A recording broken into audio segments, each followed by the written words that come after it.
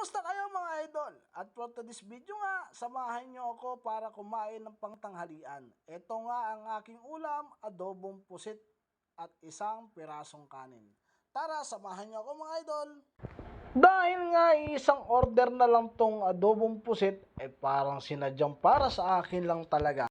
At habang ako'y nakain mga idol, naalala ko nung ako'y binata dahil kami mahilig din manghuli ng ganiring pusit.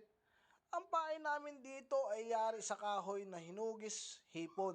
Ang tawag baga sa amin noon ay pasayan dahil yun ang nagamit namin pag maliwanag ang buwan para manghuli ng pusit.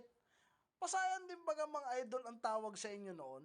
Yung baga ay nilalagyan ng kulay para maging kulay hipon at yun ang gagamitin namin. Talaga naman pag nilaglag mo sa dagat na maliwanag ang buwan ay anong sarap ba yung magsani at hilahin at pag ano mo'y ay anong laking pusit baya. Pag nakahuli ba yan ng marami anong sarap man ding adobo sa gata. Pag hindi naman sana sa gata ay ihawin lang man din ay kaunting baga lang man din mga tiyong ay ano pa. Katalo na ay sabay alagyan mo nung sausawan na maanghang na may kalamansi ay katalo na mga idol. At yun lang mga idol, salamat sa inyong patuloy na suporta at eto nga at tapos na ang aking pagkain ng pusit. At salamat sa inyo, paki-like and share na lang po. Bye-bye and thank you!